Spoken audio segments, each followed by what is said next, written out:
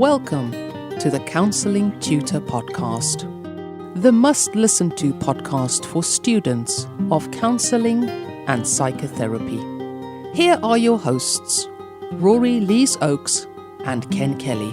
Hello and welcome to episode 31 of the Counselling Tutor Podcast with me, Rory Lees-Oakes, and with me is my erstwhile colleague in the world of everything therapeutic, Mr. Ken Kelly. How are you, Ken? Oh, very good. It's great to be here, Rory. Good to see you over the wonders of Skype. We get to wave to each other, and of course, we're sending that wave out to all of you listening to this today. Great episode planned for you today. We're going to be starting off with something interesting. It's about holding on to your emotions when a client is maybe bringing something of great weight and you are emotionally moved by that. What do we do in the counselling room? Do we hide that away? Do we let it show?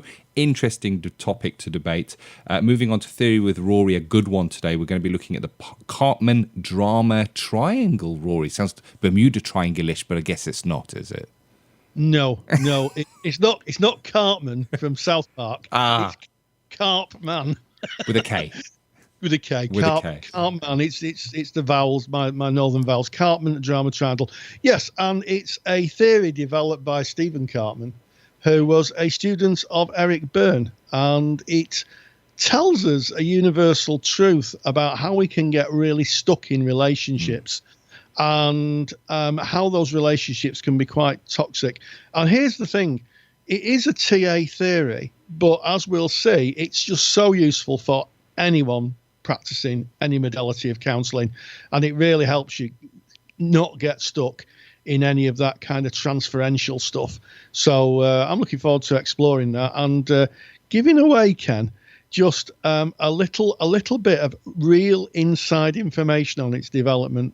So I'll leave it there. I like that one. And you know, I went in with my tongue firmly in my cheek saying Bermuda Triangle. And I did that on purpose because what's really interesting when you look at the Karpman drama triangle, it is a place that you can get stuck and with the myth of the Bermuda Triangle, it's the kind of place that you go to and you never come back. And it's sometimes difficult to recognize when you are stuck in that triangle. And the theory with Rory today is going to show us what that looks like so that we can identify and break free of that triangle. And then we're going to be talking about managing your time as a learner if you're studying counselling psychotherapy. And we're specifically looking at the United Kingdom academic year. We're now in January. And as you quite rightly said, Rory, you know, this second, we look at it as the second half, but it's not really. The bigger half has gone. Not that there is such a thing as a bigger half, but the bigger portion of the academic year is gone. It's shorter leading up to September. Yeah, absolutely. I mean, different learning establishments for people in colleges, universities, it is more structured. If you're in a private training provider, it's slightly different. But the truth of the matter is that when we're now in January, we are now looking at most courses finishing in late June or the beginning of July. Yeah. And in between that, there's about 1, 2, 3. Easter, that's 2 weeks. In the UK, we have 2 weeks for Easter. We have a summer break, and we have a kind of mid-winter break, which is February. So, you know, that's a whole month gone.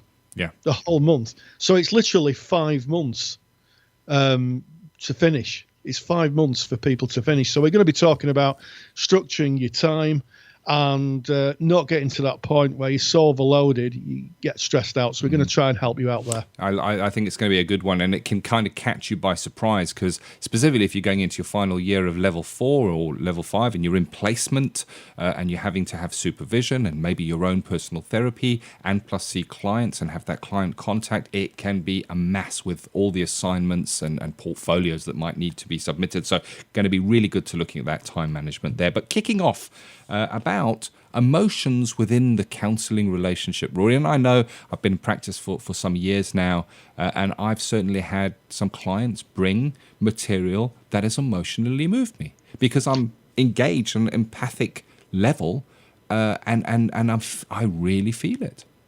Yeah, absolutely, Ken. I'll be grateful for Sarah Holland, who brought this question in our Facebook group. And if you want to join our Facebook group, if you go to www.counsellingtutor.com, there's 2 L's in counselling, click on the Facebook group. It's a closed group, so you knock on the door, we'll let you in, And then you can join, I think there's 4,000 like-minded people studying counselling and psychotherapy. So we're grateful for Sarah for bringing that up. And yes, absolutely, Ken, we are empathic people. We're working in other people's frames of references as near as we can get. And sometimes we will feel the emotions as strongly, I think, sometimes as clients do. And, I think that we should. We don't want to be practicing defensive psychotherapy where we're standing so far away emotionally from our clients that we're really not hearing them or getting them at any level.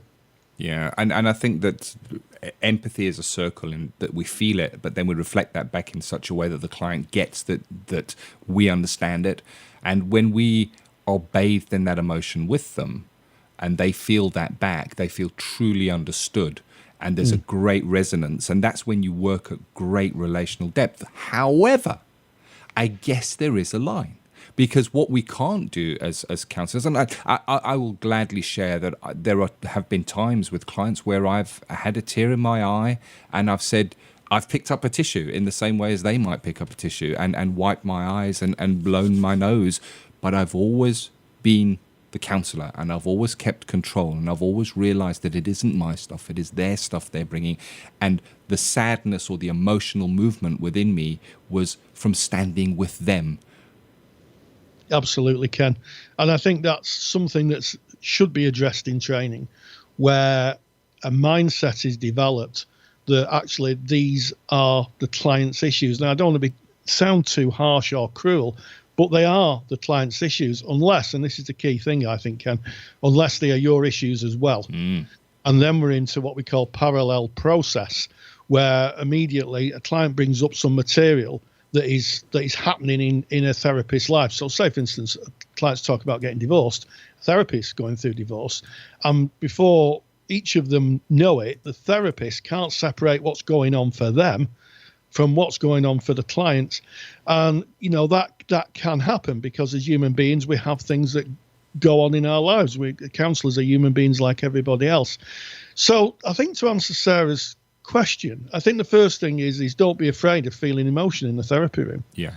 Don't be afraid of it, because your clients will benefit from your reflection of empathy and the congruence and genuineness. I think the other thing is that, if it becomes overwhelming, maybe what I do, and I can remember a few years ago, a client saying something quite ambiguous to me, and it just breached me. I could feel myself getting really, really upset. And I remember thinking to myself, okay, it's all right, Rory, just pop it to one side. Yeah. Because this is how I work.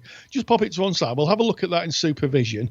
And, when the client went, I phoned my supervisor up, and I went to supervision and I explored it.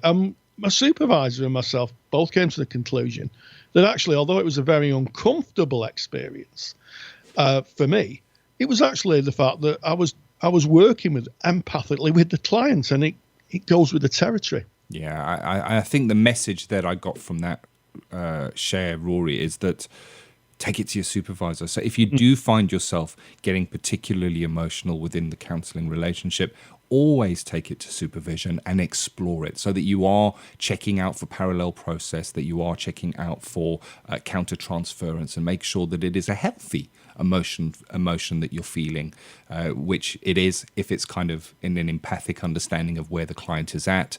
And, the other side of the coin is that this is not just about heavy, sad emotions. It can be about happy things as well. I have certainly sat and wiped the tears from my eyes with a client from laughter, where we both have been laughing in the therapy room, and that is two human beings connected, sharing emotion. However, I was always laughing and being with them in their frame of reference, and I think that's the importance, and that's worth checking in supervision when it comes up.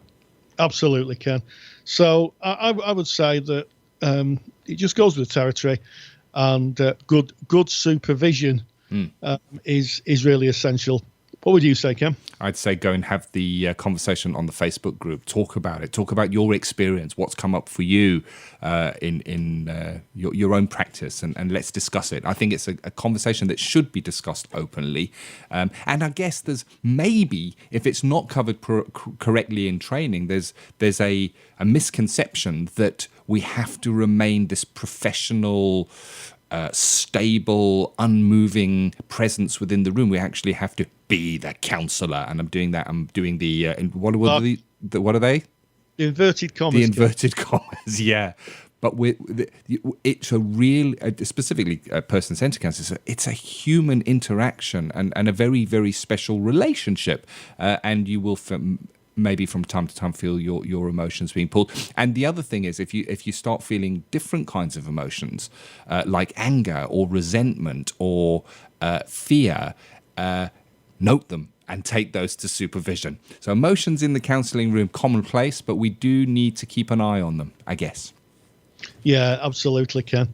And if the same themes keep coming up and up and up, maybe that's one for personal therapy as well. I love it. And the interesting thing is that Theory with Rory today, we're going to be talking about something that you may well see in your counselling relationships. And I know I certainly did on hearing this lecture. And I did this lecture with Rory after I'd been in practice for some time. It was more of continuing professional development for me. And I found it so helpful to be able to take the idea of the Karpman drama triangle into my therapy, and look at it in terms of what I was seeing with myself and my clients. Really, really interesting stuff here. Yeah, the Karpman drama triangle is a really interesting insight, and it's not usually taught, in my experience, on person-centered courses. But in terms of a personal development insight, and in terms of understanding maybe where clients are, it is really, really useful. And the interesting thing is, just the knowledge of it, I think, can make such a difference in the way that you work with a client. And I'm going to go into that in depth. And also, I'm going to tell you just a little bit of insider information about how it was developed, Ken. Without any further ado, straight in. I'm diving in to Theory with Rory. Counselling Theory with Rory Lees Oakes. The Karpman drama triangle is a social model of communication developed by American psychologist Stephen Karpman in the 1960s. Karpman was a student of Eric Berne, who developed the concept of transactional analysis. First published in 1968, this interesting piece of theory was used to explain how sometimes we can subconsciously take on roles that may not always be helpful to ourselves or others. Karpman developed his ideas to better articulate how a person's life script, the subconscious development of our life positions and beliefs, developed in childhood and carried into adult life, may play out when interacting with others. The theory could be best summed up by how we play out certain roles in situations of conflict. The theory is represented by a triangle, hence the name. Each of the corners of the triangle have a name: victim, rescuer and persecutor. The victim's position is poor me. The victim feels victimised, depressed, helpless, hopeless, powerless, ashamed, and seems unable to make decisions or solve problems. They take little pleasure in life or gain personal insight into how they may help themselves. The victim, if not being persecuted, will look for a persecutor to enhance their feelings of worthlessness and seek out a rescuer to come to their aid. The rescuer comes from a position of, I can help you, let me do it. The rescuer experiences guilt if he or she doesn't go to the rescue, yet his or her rescuing has negative effects, keeping the victim dependent and giving the victim permission to fail. The reward for the rescuer's behaviour is that they take the focus off themselves by projecting their energies onto others. This allows them to ignore their own needs and anxieties and acts as a defence mechanism which allows them to avoid their own problems, which they disguise as concern for the victim's need. The persecutor's position is it's all your fault. The persecutor is controlling, critical, blaming, oppressive, angry, authoritative, rigid and superior. So how does this play out in real life? A good few years ago I was sat having tea outside a cafe in Manchester. It It was my regular morning ritual before starting work. Every morning, a homeless man, who I will refer to as Tom, would sit on the floor a few feet away from me with a paper cup begging for money. One particular morning, a smartly dressed woman approached Tom and asked him why he was living on the street. He replied he lived in County Durham and had come to Manchester looking for work. He had fallen on hard times and was trying to get the train fare home. She told him she would help him out, that everything would be all right. The woman then opened her handbag, took out her purse and gave him £20, telling him that he could get the train fare home and wished him luck. He thanked her, put the money in his pocket and they parted company. The stage was set for the classic drama. The victim had set the stage by begging for money and the rescue entered, offering to help. The next day I returned to the cafe, sat down and poured my tea. Sat a few feet away from me was Tom, who yesterday was given the train fare to go home, but was still begging for money with the same paper cup. The woman who yesterday gave Tom £20 walked past and looked visibly shocked that Tom was still there. "Why are you still here?" she asked. "I gave you money to go home." Tom mumbled a response. The woman, who was now visibly angry, slipped into the role of persecutor, saying she would never help a homeless person again, that it was his fault he was living on the street, finally stating in a very loud voice, "People like you will never change." Then, looking visibly angry, she walked off.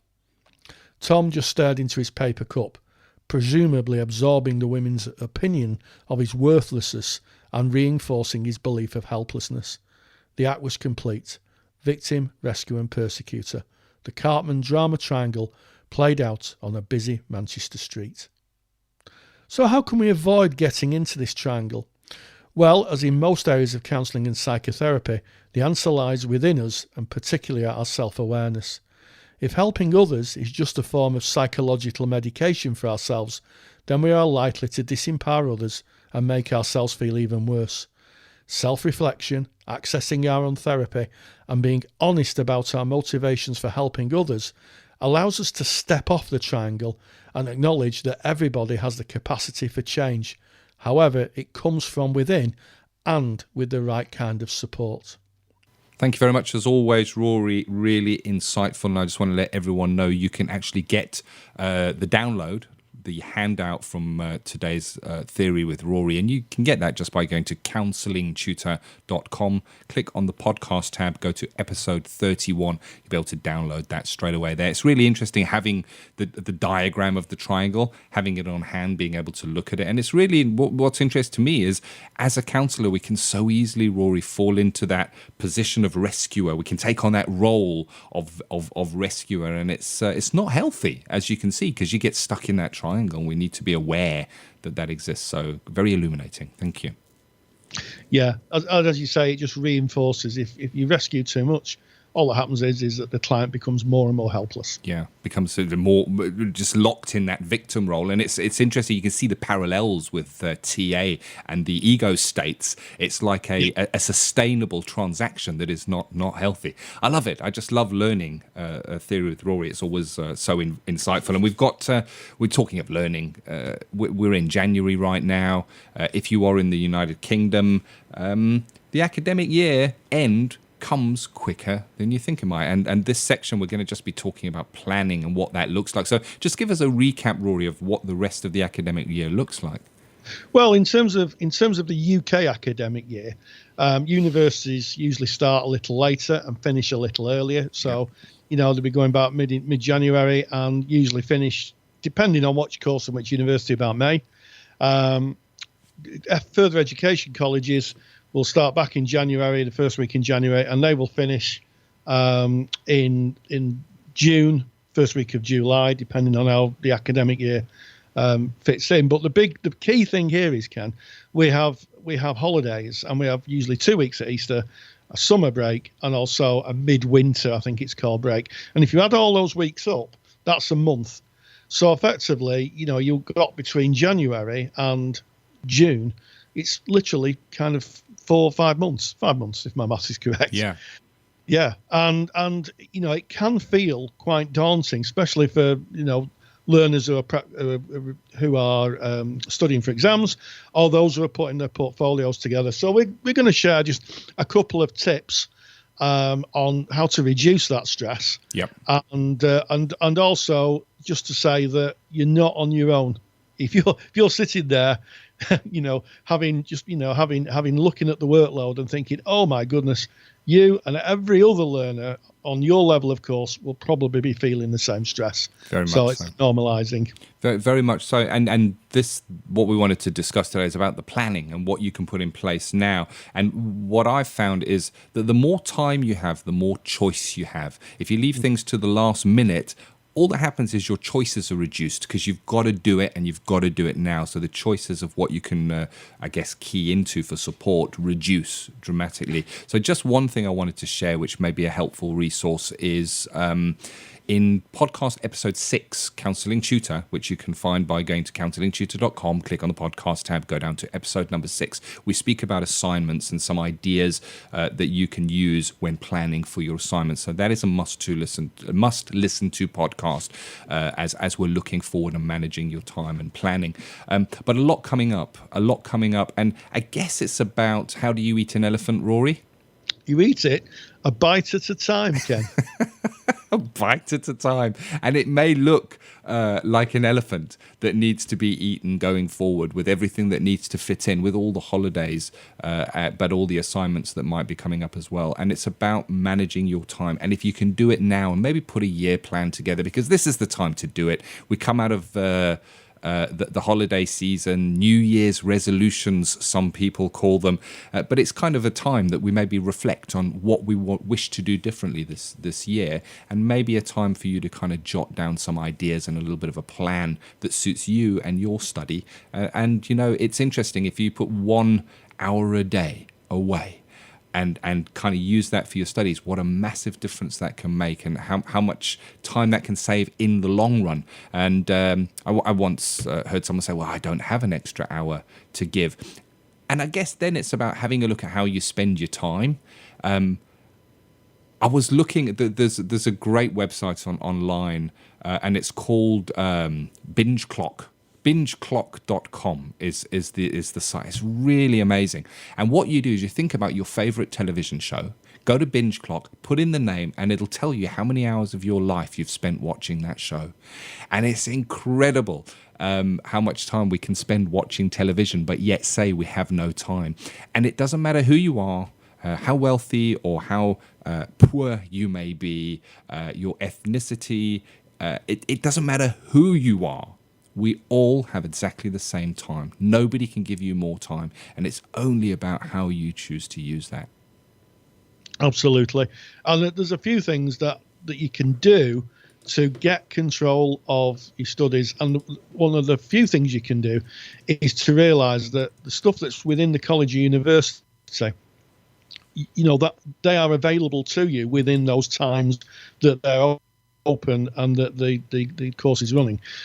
The thing that usually causes the most difficulty in my experience is things like getting supervisors to sign off hours and getting placements to sign off hours. Yeah. So if you're doing a practice-based course, so if you're doing a level 4, level 5, maybe you're doing a degree, maybe you're doing a master's degree, and part of the component for you to pass is getting your supervisor to sign off your hours. This is what I would suggest. First of all, I would get my diary out right here, right now. Go and get your diary. It might be online or it might be a paper one. And I would make a note and say, I would ask my supervisor when they're going on their holidays. Yep. And I would ask my placement coordinator who's going to sign it off when they plan to go on their holidays. And then about a month before, I would write in, I need to start getting things signed off. So what can happen is that you think, I'll get things signed off. You then find out that your supervisor's going on holiday or your placement coordinators. Start getting all that information together. And also for things like final portfolios, some awarding bodies will ask for policies and procedures. So what I would do is start getting those policies and procedures together. And I'll give you a bit of an insight. What's the difference, Ken, between a policy and a procedure? Right. So a policy is something that is written on paper, and it kind of outlines I'm trying to think of the right word. I'm going to just go to procedure. Procedure are the steps that you follow in order to enforce the policy. Absolutely. And we can decode that. I'll put that on the spot. Thank you, Rory. It's very simple. If you think of policies and procedures in this way, okay, think of how you do your shopping. Okay. In our house, our policy is we buy from a certain supermarket. That's our policy because we decided that that's the place for us. And also it happens that my wife works there, so we get a bit of a discount. So that influences us. So the policy is we buy from that supermarket. But the procedure is how we get the groceries. So the procedure is sometimes we order it online, and the procedure is sometimes we get in the car and drive. Policy is how we expected to do something. The procedure is how we carry it out. And honestly, it's amazing how many people get confused with policies and procedures. Yeah. So start gathering your stuff together. Anything you're going to need for the end of the course, any kind of documents, anything like that, start now. Start planning it now. Agreed. And you can look up what assignments you might be coming up. So, Rory, you've been covering very much what you might be doing if you are putting together a final portfolio. So maybe your final year of studying as a counsellor. But if you're not in your final year, you have got assignments coming up. Find out what they are. Start reading around the information required for those assignments. We've got a great resource. It's called Counselling Study Resource. It is paid for. We like to put out such great free information. Part of that is what you're listening to right now. This podcast, all our website is free. But we do have a paid-for service as well called Counselling Study Resource. You can find that by going to counsellingtutor.com, and it's right there on the homepage. Just click on that, and you can go and have a look at an overview of that. And there are gigabytes and gigabytes. Last time I looked, over 50 gigabytes, Rory, of supporting resources for counsellors and psychotherapists. They're there to kind of break things down and make it easy to find and easy to understand. Additional reading around the topics that you might be doing in your learning institution, and of course assignment help as well. So look at the resources that are going to support you. I'm not suggesting that you have to join the Counselling Study Resource, but look at where you can find support for yourself. Yeah, absolutely. And just remember that it's always an intense time. Just make sure that you put some time aside for yourself. I know in our Facebook page, we see so many people jiggling families, work, placements, supervision. Both me and Ken have both done it. I'm not saying it's the same as your experience. It certainly won't be, but it is very demanding studying counselling, and and also if your assignments, you're going to get stuck for deadlines, might be worth talking to your tutors and say, look, instead of getting stressed out because your brain doesn't work when it's stressed, and then putting an assignment in that doesn't pass, it might be going to your tutor or going to your organisation and saying, look, can I have an extension? And that will give you some breathing space. There's nothing worse than writing an assignment when you're stressed, because as soon as you're stressed out, the part of the brain that you use to write your assignment just doesn't work properly. Turns off. Turns off. Wow, what an episode. So episode 31, looking at our emotions within the counselling room, how they may or may not affect our relationship with the client and what we can do about that. Going on to that great theory that you brought for us today, Rory, the Karpman drama triangle. And of course, looking at something that I guess is really relevant at this time, late January, as we look at the academic year ahead in the United Kingdom, how we manage our time, our diaries and our busy schedules to fit our studies in. And I think it's been a great episode. While we were talking, I was just having a look at Binge Clock. I wanted something that I enjoy watching is Game of Thrones, Rory.